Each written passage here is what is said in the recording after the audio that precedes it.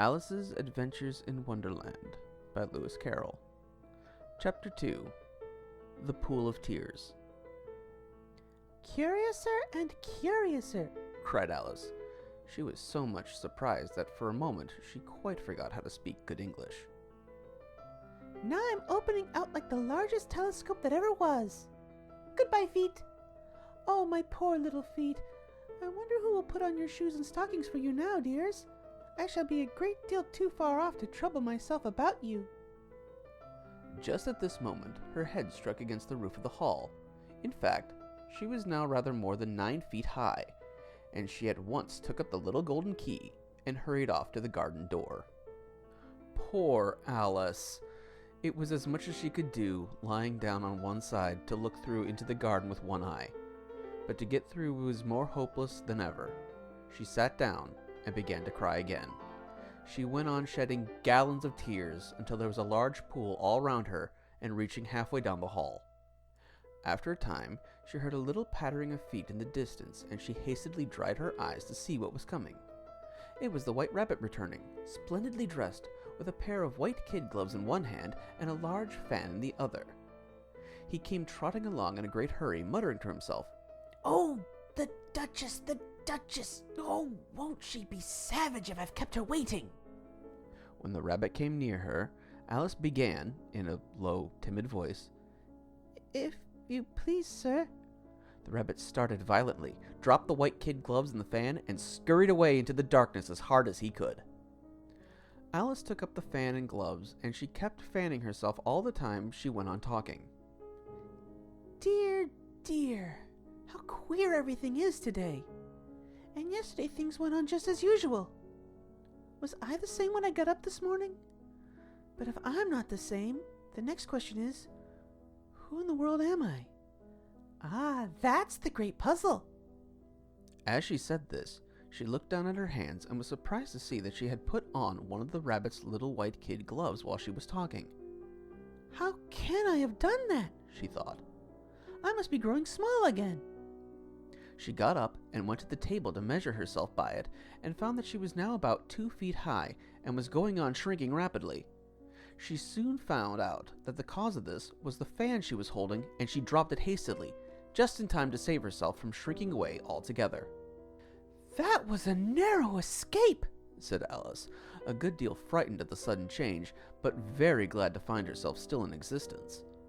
"And now for the garden." And she ran with all speed back to the little door. But alas! The little door was shut again, and the little golden key was lying on the glass table as before. "Things are worse than ever," thought the poor child. "For I never was so small as this before, never!" As she said these words, her foot slipped, and in another moment, splash! She was up to her chin in salt water. Her first idea was that she had somehow fallen into the sea.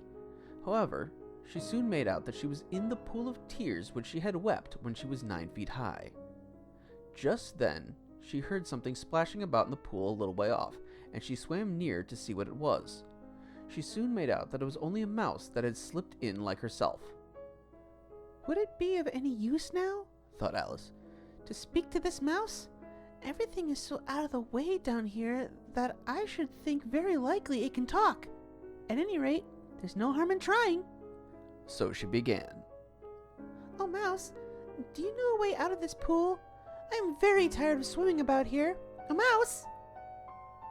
The mouse looked at her rather inquisitively, and seemed to her to wink with one of its little eyes, but it said nothing. "Perhaps it doesn't understand English," thought Alice. "I dare say it's a French mouse come over with William the Conqueror." So she began again. "Oui, machette," which was the first sentence in her French lesson book. The mouse gave a sudden leap out of the water and seemed to quiver all over with fright. "Oh, I beg your pardon," cried Alice hastily, afraid that she had hurt the poor animal's feelings. "I quite forgot you didn't like cats." "Not like cats!" cried the mouse in a shrill, passionate voice. "Would you like cats if you were me?" "Well, perhaps not," said Alice in a soothing tone. "Don't be angry about it. And yet, I wish I could show you our cat Dinah. I think you'd take a fancy to cats. If you could only see her. She is such a dear, quiet thing. The mouse was bristling all over, and she felt certain it must be really offended. We won't talk about her anymore, if you'd rather not. We indeed, cried the mouse, who was trembling down to the end of its tail. As if I would talk on such a subject.